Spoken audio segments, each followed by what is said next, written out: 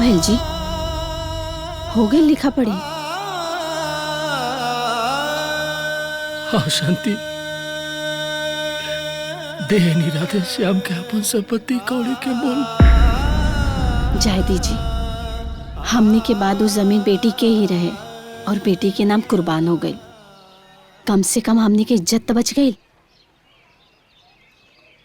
दुख ई बात के नहीं खे शांति, दुख ई बात के बाद सभे तो हमार दुश्मन बनल तो बनल, हमार बेटी हमार दुश्मन काहे बन गई? यह था मैं ना जान पौनी, लेकिन हमार बेटी ऐसा ना हवे। वो काहे ऐसा कैलस ये तो वही जाने, लेकिन रउआ अपने मन में विरोध मत पाली। हम काहे विरोध पालम शांति? भाई बाप अपन औलाद के दुख देवल चाहेला, वो तो हमार बेटी ही है, जिगर की टुकड़ा ही है। भगवान से यह प्रार्थना बा, जा रहे खुश रहे। खबरदार। का भइल? रउआ के हम अभी तक अधिकारे नहीं खे देनी, तो उन्हें हक से रउआ हमार घूंघट उठावे आई नहीं। हाँ शिवानी, में अधिकार के बाद कहाँ से आ गई? शादी भइल बा, हमार पत्नी हो तो हमार। शादी ना सौदा भइल बा, वो 10 लाख में 10 लाख। और हमार बाबूजी ओकरा के खेत बेच के चुकवले बाड़े।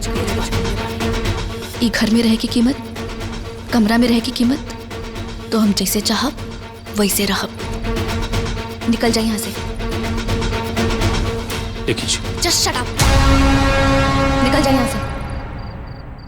Get lost from here.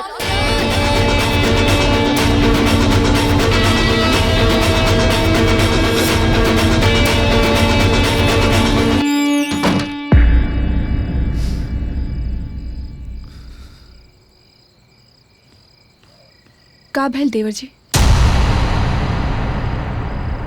बड़ी अजीब लड़की बिया भौजी, हमरा के कमरा से दुदकार के भगा दिलस और कहा दिया कि शादी ना सौदा। जाता नहीं माई बाबूजी के बतावे। रुकी, इमे समझदारी नहीं है, ऐसे तो बात और बतंगड़ बन जाए। क्यों सुनी तो का समझी? सब लोग आपके मजाक उड़ाई, मजाक। रउआ होकर पति बाड़ा, ओकरा के समझावे की कोशिश करा। ओकरा मन में भी गुस्सा बा। तई करी भौजी हो, दूसरा के गुस्सा हमरा ऊपर उतारी तो केकरा पे उतारी देवर जी? रउआ पे तो ओकरा अधिकार बा। देखी, आप शांत हो जाएं और केहू से कुछ बतावे की जरूरत नहीं है। हम खुद ओकरा से बात करब सुबह।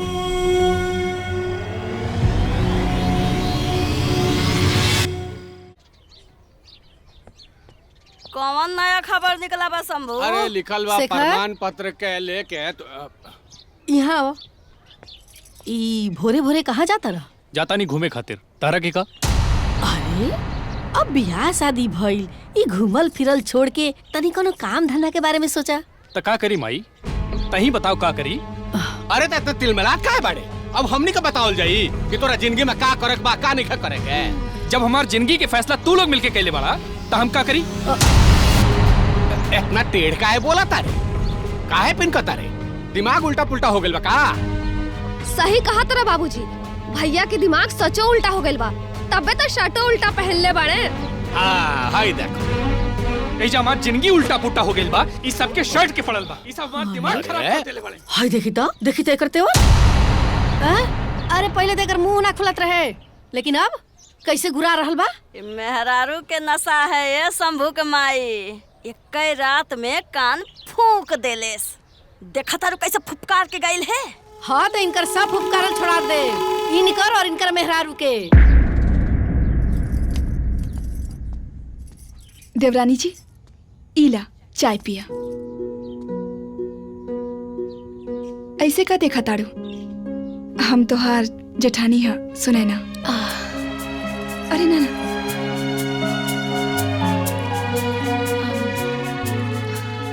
कहीं नजर नहीं आई नहीं? न दुआर छिकाई में न मुंह दिखाई में, कहीं भी नहीं खिलौकल। सासू जी सामने आवे से मना कैले रहली, कहे कि विधवा है ना, तो कोनो शुभ कार्य परोछ में बेवा विधवा के छाया ना पड़े के चाहिए। तू ये सब माने लूका दीदी? हमार माने या ना माने से का हुई, फैसला तो घर वालों के बा।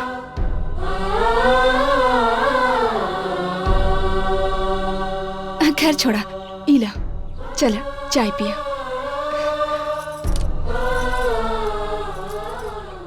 ए सुनाए ना महारानी, सुनात नहीं खे का हो? बुआ जी बुलावा तानी, हम जाता नहीं। हाँ जी बुआ जी। जी हुए जी, का होता है कोठरिया में दुल्हनिया के? शुरू हो गई तोहर काना फुसी? नहीं नहीं बुआ जी, हम तो चाय देवे खातिर गइल रहनी। खेले चाय देवे खातिर गईनी है? आ चाय देवे खातिर गईलू है कि चप्पल चप्पल करे गइल रहलू हुआ? तोरा के मालूम नहीं है कि हमरा चाय पियला के बाद दवाई खाए खातिर गरम पानी चाहेला? काहे ना देलू? हाँ अभी लेके आवत हनी। ए महारानी, और हाँ जाके जल्दी से नाश्ता तैयार करा। चन्ना के बाबूजी के बाहर जाए के बा, और ना कान खोल के सुन ला, ई ताक झाक छोड़ के काम पर ध्यान दे, काम पे। अब चला जा। का भाभी, हम तोरा कहले रहनी ना कि हमर ड्रेस तैयार करके रखिया। बता अब हम का पहन के जाई कॉलेज? तहर कपार देखा तो रुमाई। अरे करम, जल्दी के काम पे मन लगी तब ना। महारानी बन के रहल चाहतरी, महारानी। पहले तो हमरा बेटा के खा गली, अब हमनी के खाई चाहतरी। और देखा टूटुला मत ढारा, अब चला जा चुपचाप। करम जल्दी कहीं के पैसा पाए के रुआब छाड़ा तारू ना। हाँ?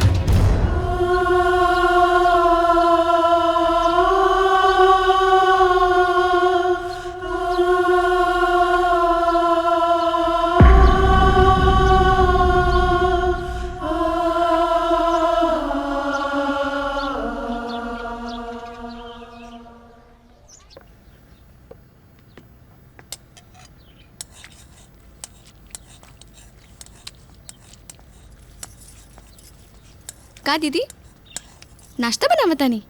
हाँ ऐसे आंसू बहा के? ये आंसू ना हमार तकदीर की स्याही है, जे हमार चेहरा पर हमार बदनसीबी के दास्तान लिखल है। घबरा मत दीदी, राउर बदनसीबी के आंसू अब आपके आंख से ना, ई घर वालन के आंख से बही, वो भी खून के आंसू। ऐसे का देखा तानी? अब आज तक रहुआ इन सबके खाना नाश्ता इन सबके कमरा में देता नहीं, बाकी आज से एक जगह लागी और जहां हम बताई। लेकिन कुछ ना, आज तक रहुआ इन सबके इशारा में नाचत रहनी, बस एक बार अपन छोटी बहन की बात मान ली और फिर देखी ई घर के गंगा कैसे उल्टी बात जाई।